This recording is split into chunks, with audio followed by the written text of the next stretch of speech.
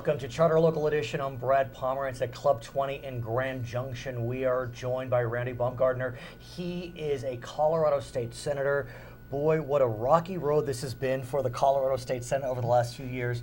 The Democrats had 20 seats, the Republicans had 15, then there was the recall, and the Democrats had 18, Republicans had 17. With the elections in 2014, it switched, and now y'all are in the majority, 18 to 17, Republican Dem. How is it now? Well, it's always better to be in the majority. Yes, it is.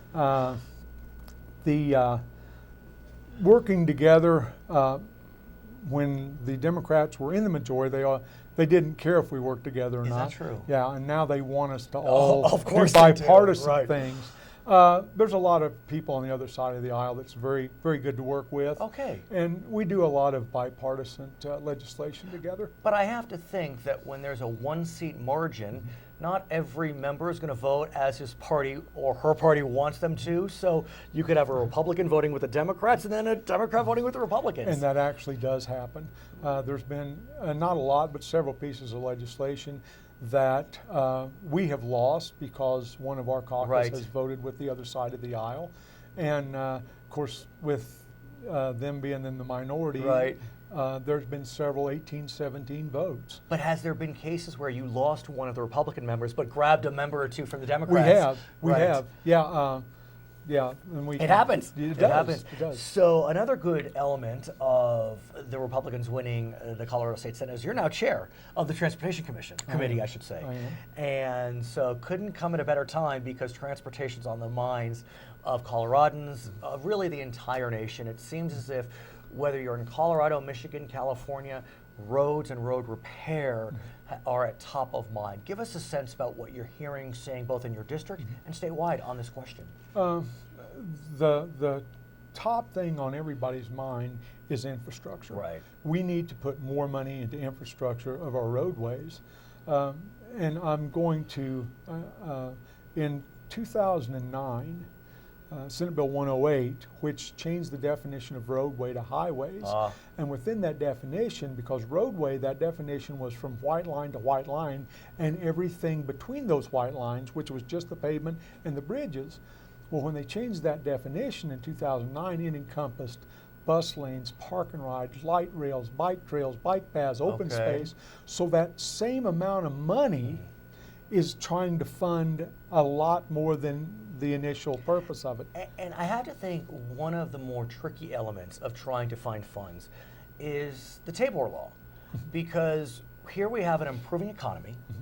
You have more money coming in to Colorado's coffers, but under the Taxpayer Bill of Rights, more money doesn't mean more money because y'all have to refund some of that money if it goes beyond growth and inflation. True. So I'm wondering if it's time, as you know, back in 2005, Referendum C was passed, which allowed the state for 5 years to keep some of that money. Right. What do you think about that possibility? Should we look at that? That conversation is out there. It's being looked at not only by Democrats but also Republicans. Which would be critical, obviously. Yeah.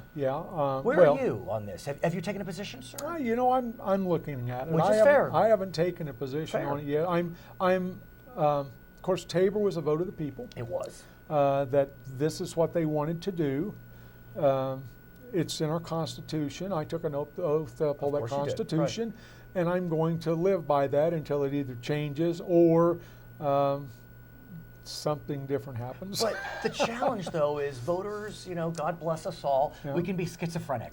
So Colorado passes Tabor in 1992 Right. and then Amendment 23 in 2000. Yeah. And that causes a whole other host of issues does. because it requires mandatory increases in the education budget. Right. So you're having to refund money, but then you have to increase budget for education. Right. So do you need a joint solution looking at Tabor and Amendment 23? A lot of conversations out there about we need to address both those issues, Right.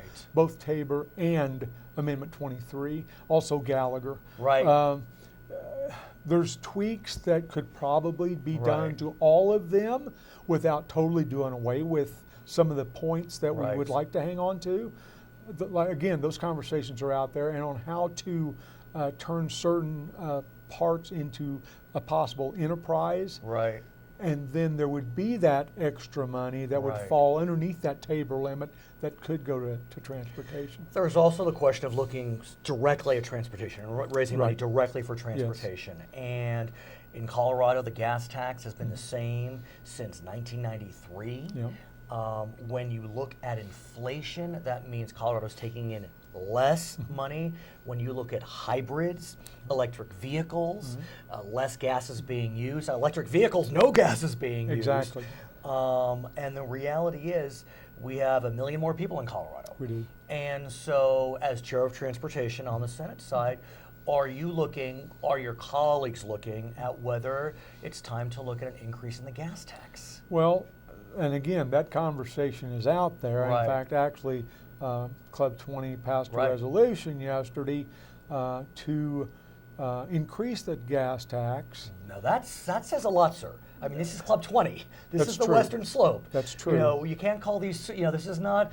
Can I say the People's Republic of Boulder? I Is that a understand fair that- statement to that say? is a fair statement. And so that says a lot. Yes.